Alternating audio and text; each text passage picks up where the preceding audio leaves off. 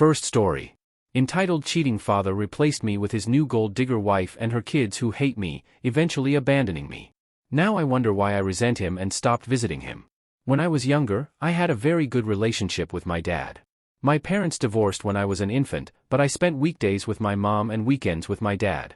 My dad and I were like best friends, and we had a simple routine every weekend where we'd get 5 Redbox movies to finish during the weekend.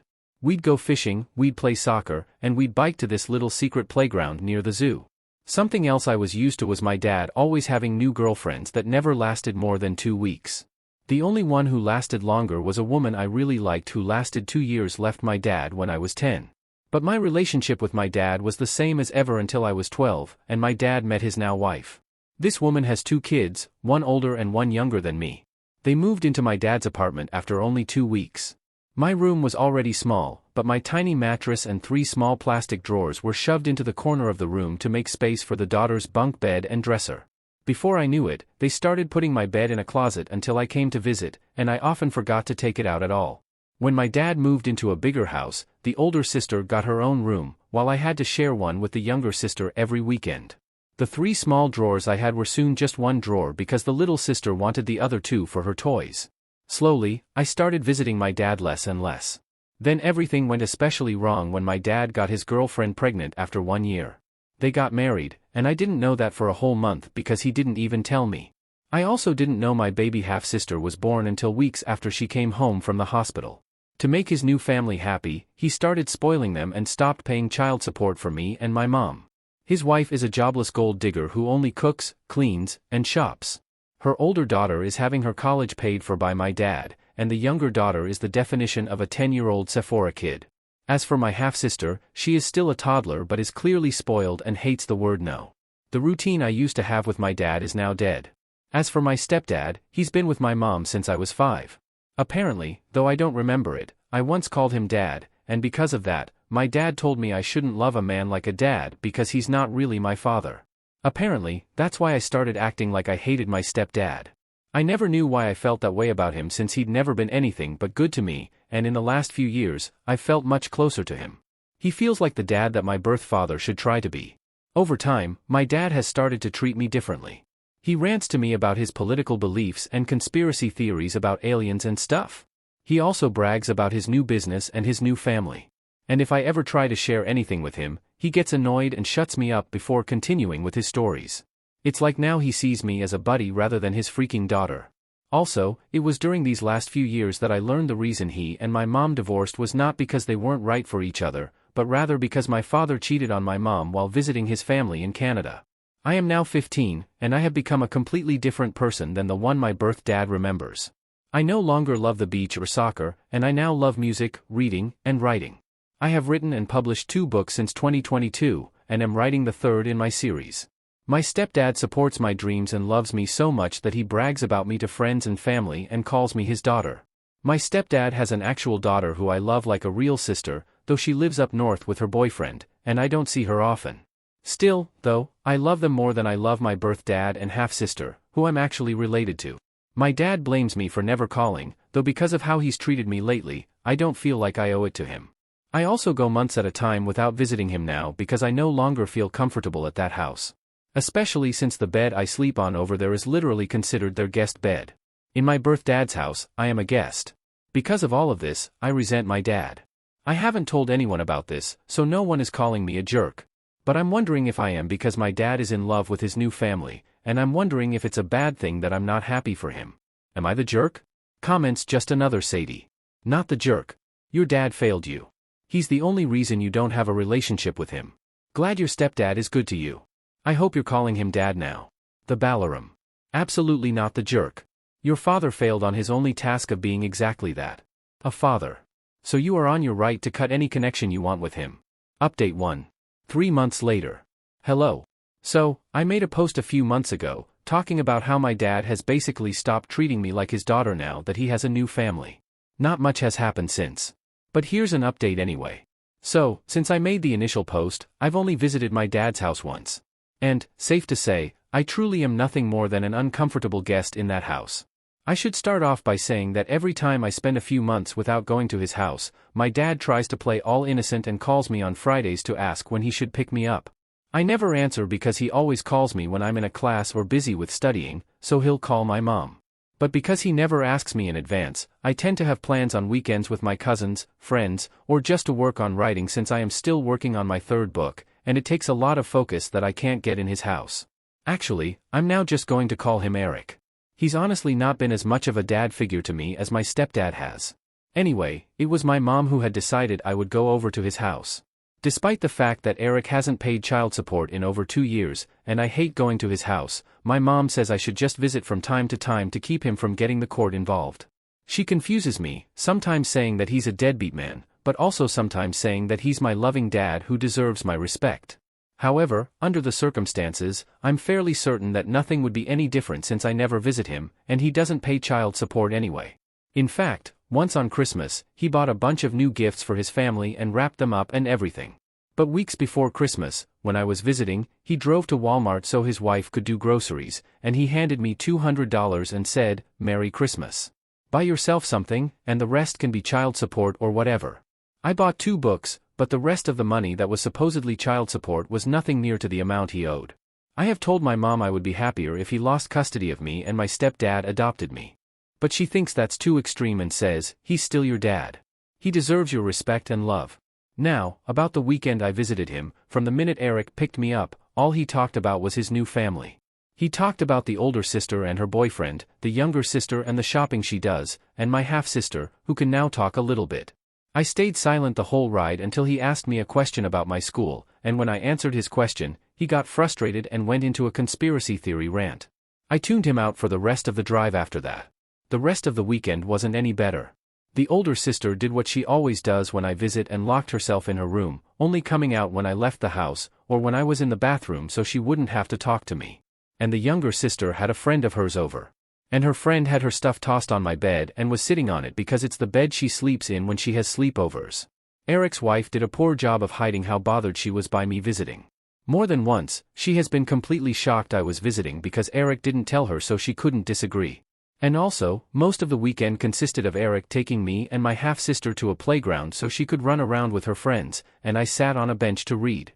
But I didn't have much time to myself since Eric kept leaving and told me to keep an eye on my half-sister, who is a wild and fussy kid. I am not a babysitter, and while I am good with kids, that does not mean I enjoy putting my own time aside to look after them when they're not my responsibility. I had to spend 2 days in either pure chaos or discomfort. And I had a talk with my mom about me not wanting to go over there anymore. She said that's fine, and she won't force me to go anymore. But since she said that before, I don't believe her. I don't have anyone to really talk to about this. And this whole situation is stressing me out because I don't remember my dad ever being as happy as he is now. And I still sometimes feel like I should be happy for him. I don't know what to do. And any advice on anything I could do would be helpful. Everyone who's commented on my last post so far has said I'm not the jerk and that Eric isn't acting the way a dad should. But he still reaches out from time to time and says I'm his baby girl who he loves. Honestly, I almost cry whenever he says that because it reminds me of how we used to be. Am I overthinking all of this or overreacting? What should I do? Am I the jerk here because I'm not happy for my dad?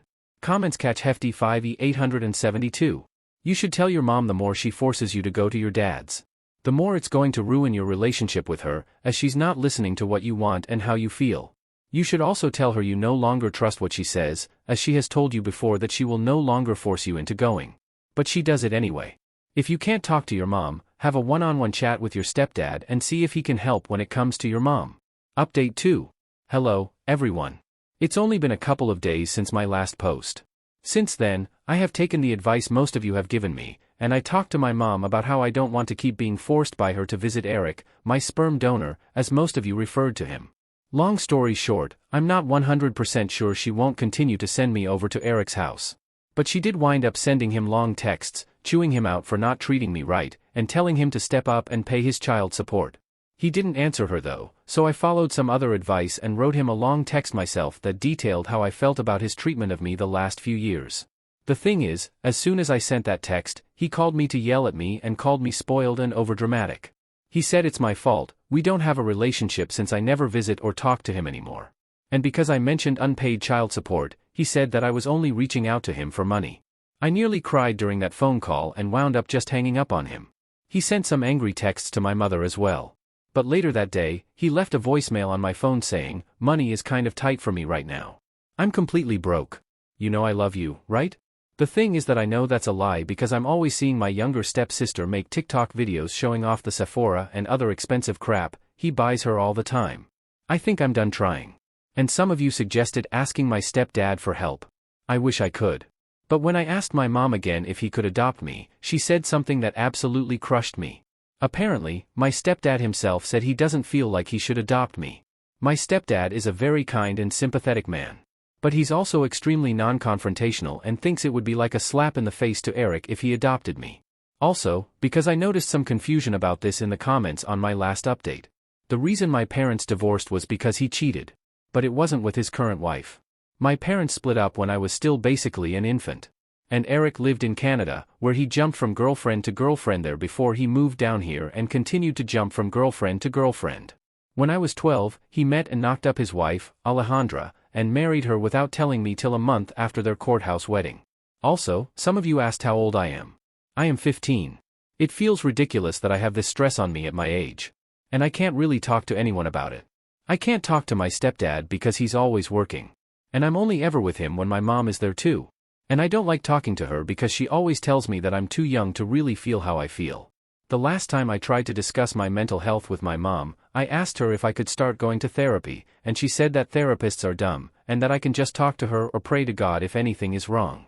I'm not super religious, and talking to her about anything serious makes me deeply uncomfortable. It's not that I don't love her, since she is my mom after all, but she's pretty intense and intimidating. My dad has not reached out to me again since his voicemail. Frankly, I don't want to even think about him for a long while now.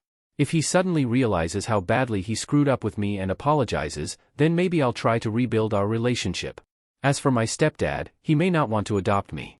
But he still calls me his daughter, never just his stepdaughter. And I truly feel loved by him. I love his parents like they're my own grandparents, and his whole family is so warm and loving.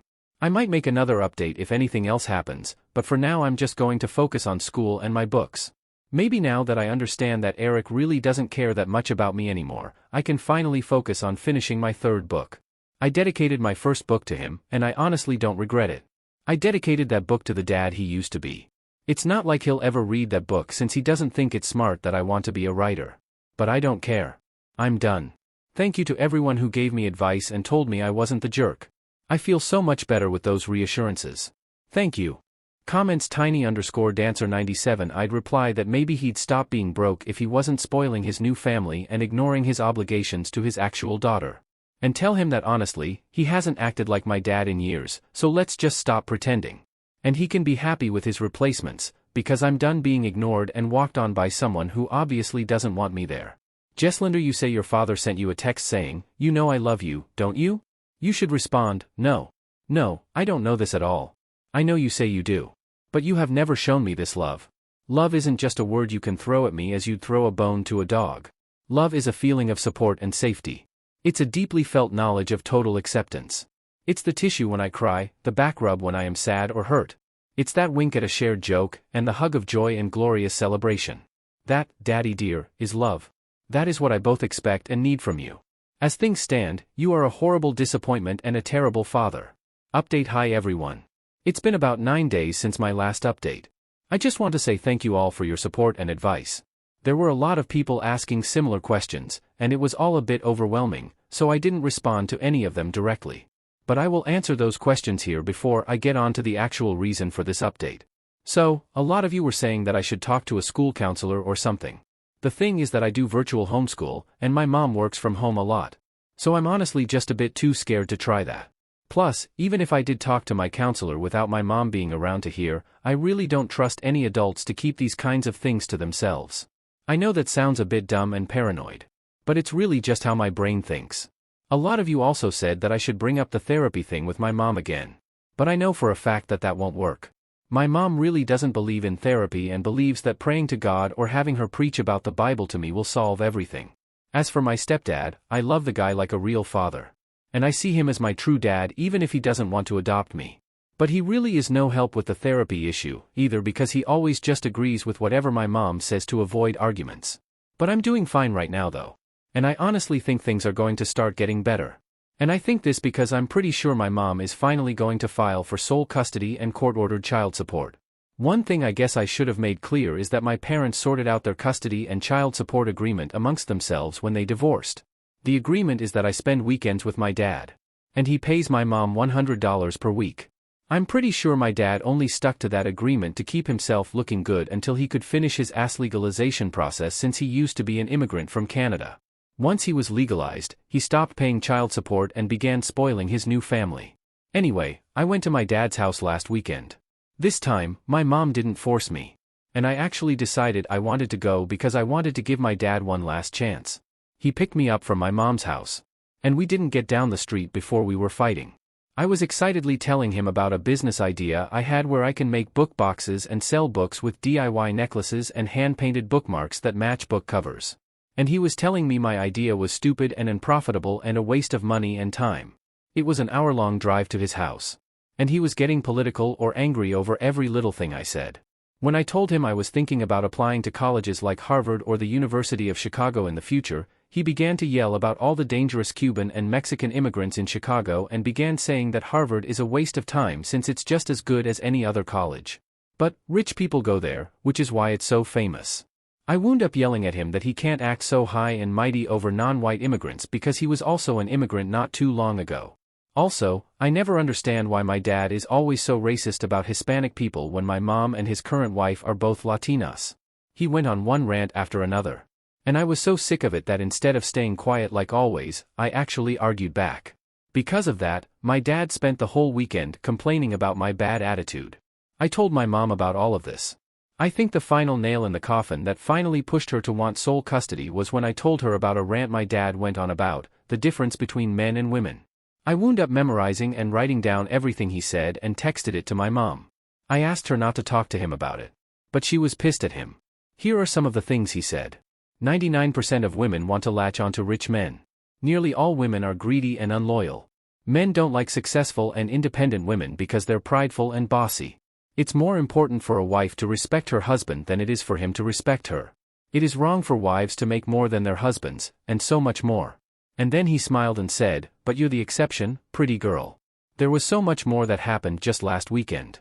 Like him saying some of my guy friends don't count as real men since some of them are gay. And trying to tell me my summer volunteering opportunity in DR is a bad idea since the people there are different, even though my mom's side of the family comes from there. I won't list every annoying thing he did, and I'm finally done. This was his last chance, and he blew it. I just want to say I'm pretty sure my mom is not sending me over anymore. She spent all morning looking for my birth certificate because she's wondering if she needs it for court. She wants to get me full-time and have my dad pay child support. At the moment, he owes a lot of child support, and having him contribute financially would help me so much with preparing for college. Also, I did not mention the names of my books in the other posts. I didn't share them because I didn't want a bunch of internet strangers seeing my social media tags at the back of the book. But I will share the titles with anyone who DMs me. I will probably make another update if anything else happens. Hopefully, my next update will be after we've gone to court. Update. Hey everyone. It's been 3 months since my last post, and quite a lot of crap stuff has gone down. Let me start off by saying thank you to everyone who DM'd me and sent me their support. I know I haven't answered a lot of you.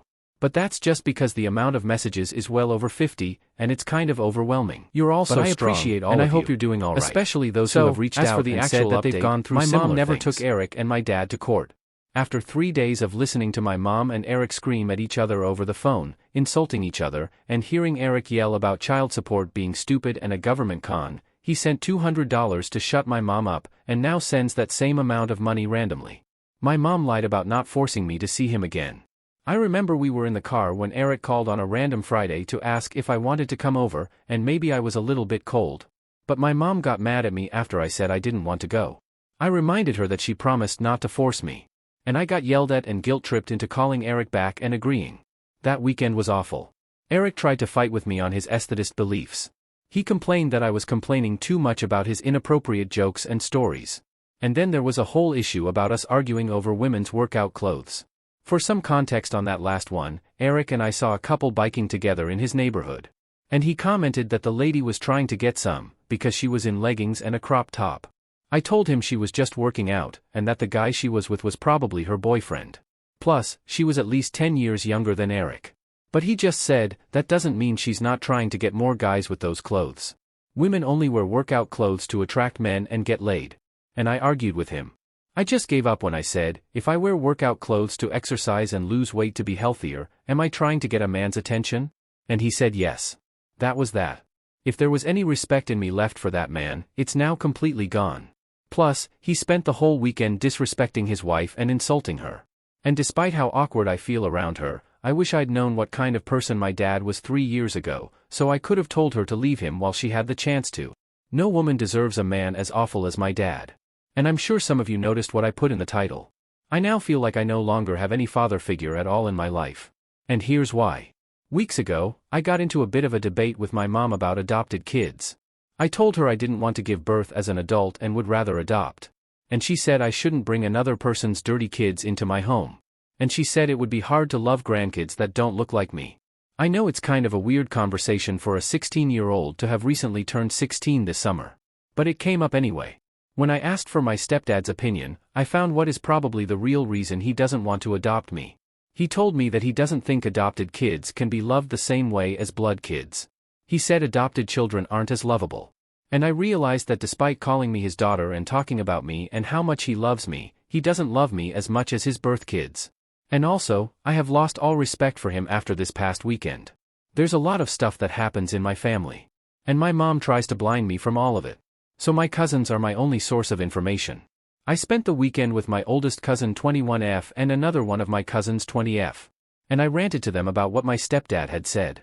After that, they told me something that made me feel more disgusted and betrayed than I've ever felt before. My stepdad cheated on my mom a few years back. And she stayed with him. The reason my mom divorced Eric was due to his infidelity. But she chose to forgive my stepdad and never told me about it, letting me continue to live with a man who did the same thing that Eric did to her. Eric's cheating ruined my life. And I don't think I can look at my stepdad the same way again. Before this past weekend, I was laughing with my stepdad and hanging out with him. Now, I'm glad my mom is having me spend time with my grandma. Because it means I have more time to process all of this before I have to see him again. I'm a junior in high school now. I'm planning to work harder on online jobs, applying for scholarships, and more so that I'm ready to get away from all of this as soon as I get to college. If anything else major happens, I'll update again. But this is it for now. I know I'm not a jerk. I'm just the one who has to deal with a ton of unfair crap. Second story. OP contacted his biological mom after 18 years of being forcefully removed from her care due to her neglect and abuse to learn about himself. And his entitled mom demanded to meet her physically and have a relationship with her to tell anything. So, he decided to go and see them again. Now his friend calls him an arsehole for abandoning his mother again. I'm a 24 years old and was adopted when I was 6 years old. I've always felt incredibly lucky because my adoptive parents, who were in their late 20s when they took me in, have been nothing short of amazing.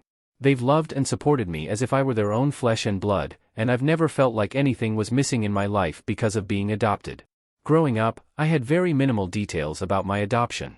I know that I was removed from my biological family by social services due to neglect and abuse, but I don't remember anything about my life before I was adopted. It's not something I've dwelled on much because I've never felt like I needed those missing pieces to feel complete or valued. Recently, out of simple curiosity, I decided to sign up for one of those at-home DNA testing kits. I wasn't looking for a reunion or any deep connection.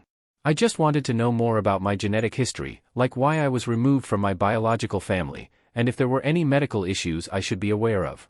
Honestly, I didn't expect to find anyone closely related to me, so it felt like a low-stakes way to get some answers. About 8 weeks after sending off the kit, I finally remembered to check the results, and to my surprise, I matched with my biological mother, BM.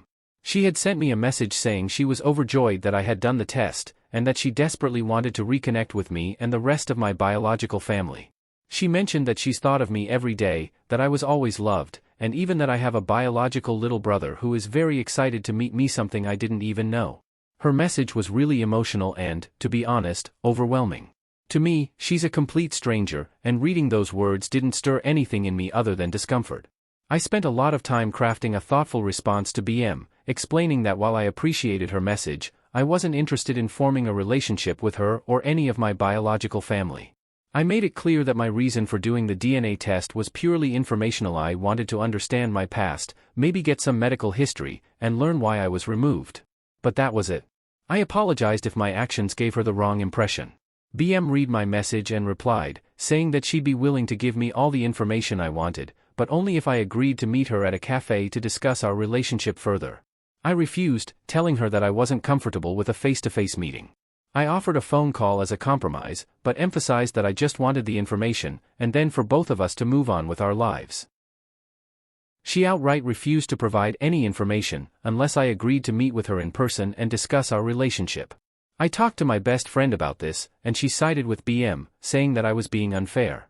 She argued that by signing up for the DNA site, I had essentially opened the door to this kind of situation, and that refusing to meet with BM now is like playing mind games and leading them on. So, Ada for not wanting a relationship with my biological mom, after I signed up for the DNA testing site.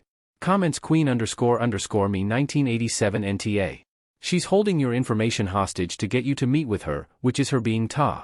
You were removed for a reason, and she probably wants to fill you with her version. Since you know her name, can you contact the agency that removed you to request the information? Op. I could have always gone through the route of getting in touch with social services and seeing what they can tell me, though I am not sure how much they can share because of data protection, so I just thought it would be easier this way. Also, it would have been nice to hear it from my family's perspective, if you get what I mean. Update. Hey, everyone. It's been about 9 days since I last posted, and I thought it was time for an update. I really want to thank everyone who took the time to comment and offer advice. I've read through everything, and it's been both helpful and eye-opening. So, after all the advice and some serious thinking, I decided to talk to my biological mom again, hoping that maybe if I explained myself better, she'd understand where I was coming from. Unfortunately, things went downhill fast. Instead of trying to meet me halfway, she just got more manipulative, insisting that I was being selfish for not wanting to meet her in person. She refused to give me any information unless I agreed to her terms, which was a hard no from me. I've come to realize that I was pretty naive to think that my biological family might be decent people after everything. I mean, I was removed from their care for a reason. But I guess a part of me wanted to believe that people can change. Looking back, I feel kind of dumb for even starting this whole journey. It's brought up a lot of emotions that I wasn't really prepared to deal with. And to be honest, I'm feeling pretty down about the whole situation. And as for my best friend, well, that's another disappointment. She didn't just side with my biological mom.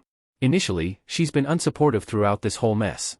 Even after I told her about the latest conversation, she couldn't really understand why I was so upset. She kept saying that I should just give them a chance and not be so harsh.